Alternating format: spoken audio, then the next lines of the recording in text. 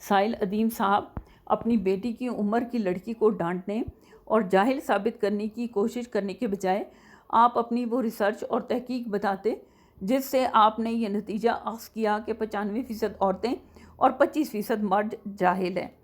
آپ نے جس طرح اس بچی کی انسلٹ کی اس سے صاف ظاہر ہے کہ یہ تحقیق اور ریسرچ آپ کے اپنے دل اور دماغ میں ہوئی۔ آپ کے بقول اسلام میں پہلا فرض جاہل کو جاہل کہنا ہے، جبکہ قرآن اور حدیث سے ہم نے جو سمجھا اس کے مطابق اسلام کا پہلا فریضہ ہے لا الہ الا اللہ، یعنی کوئی معبود نہیں سوائے اللہ کے۔ آپ کو چوکوں پر ناچنے والیاں یاد آئیں، سوشل میڈیا پر فحاشی پھیلانے والیوں کا ذکر کیا، مگر بھول گئے کہ فاحشہ عورت کے لاکھوں فالوورز میں اکثریت مرد حضرات کی ہوتی ہے، اور ناچنے والی کے گرد جو ہجوم ہوتا ہے اس میں بھی اکثریت مرد حضرات کی ہوتی ہے۔ لڑکی کو لفظ طاغوت کا نہیں پتہ تھا، اس لیے آپ نے اسے جاہل کہا، لیکن آپ کے سامنے ایک عالم فاضل مصنف بیٹھا تھا، اس سے آپ نے نہیں پوچھا کہ وہ اپنے ڈراموں اور فلموں میں نیم بھرنا، گھر والوں سے چھپ کر نامحرم مردوں سے ملنے والی، ان کے ہاتھوں میں ہاتھ ڈال کر ناچنے والی عورتیں ہی کیوں ہیروئن ہوتی ہیں؟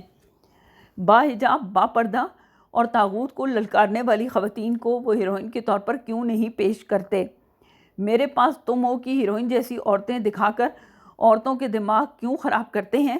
پھر ان کی بد کرداری کو پوائنٹ آؤٹ کرنے کے بجائے وفا اور بے وفائی کے گیت پورے ڈرامے میں گاتے رہتے ہیں۔ اپنی بیٹی کو عزت دینے کے دعوے دار صاحب اپنی بیٹی کی عمر کی لڑکی کو جس رعونت سے ڈانٹ رہے تھے اور موبائل چھیننے کی بات کر رہے تھے، وہ کون سا عالمانہ طرز عمل تھا؟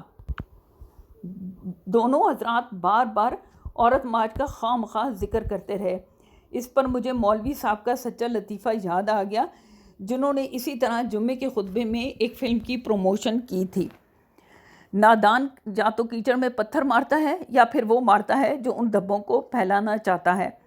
خلا کے متعلق بھی آپ حضرات کی گفتگو سن کر یہی لگا کہ جیسے پاکستانی معاشرہ ایک فلم ہے جسے آپ سنیما ہال میں بیٹھے دیکھ رہے ہیں، معاشرے کے تلخ حقائق کا آپ کو کچھ بھی پتہ نہیں اور آپ وہ مشورے دے رہے ہیں جو ناقابل عمل ہیں۔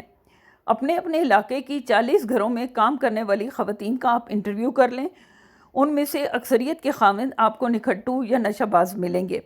اب اگر وہ عورتیں خلا لینے پر تیار ہو جاتی ہیں تو یہ بتائیے کہ آپ یا آپ کے قریبی عزیزوں میں سے کون کون تیار ہے کہ وہ ان طلاق یافتہ یا بیوہ یا بچوں والی یا پھر اپنے سے بڑی عمر والی عورتوں کے ساتھ شادیاں کرے گا اور انہیں قرآن اور سنت کے مطابق حقوق بھی دے گا؟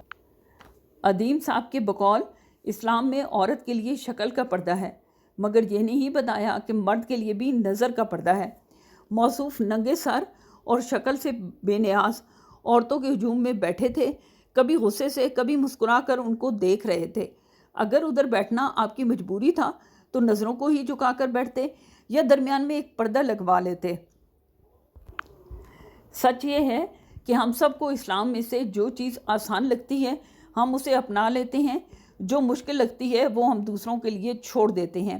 ہم سب خود کو متقی، پرہیزگار اور عالم فاضل سمجھتے ہیں، دوسرے ہمارے نزدیک گناہ گار اور جاہل ہیں۔ ہم میں سے کوئی بھی اپنے گریبان میں نہیں جھانکتا، ہمیں اپنی جنت کے بجائے اوروں کے جہنم کی فکر لگی رہتی ہے۔ یاد رکھیں، ایک عالم اور باعمل انسان کے پہاڑ جیسے نیک اعمال تکبر کی ایک چنگاری سے راکھ کا ڈھیر بن جائیں گے، اور ایک جاہل کے 70 گناہ عالم کے ایک گناہ سے پہلے بخش دیے جائیں گے۔ خود کو جاہل اور گناہ گار سمجھنے والے کی ساری غلاظت اور میل رب کی رحمت کا دریا دھو ڈالے گا۔ خدا کے بندے کریم نے آدم اور حوا کے قصے میں کسی ایک کو قصوروار نہیں ٹھہرایا اور دونوں کو ایک جیسی سزا دی۔ معاشرے کی بربادی اور تباہی کے ذمہ دار مرد اور عورت دونوں ہیں، البتہ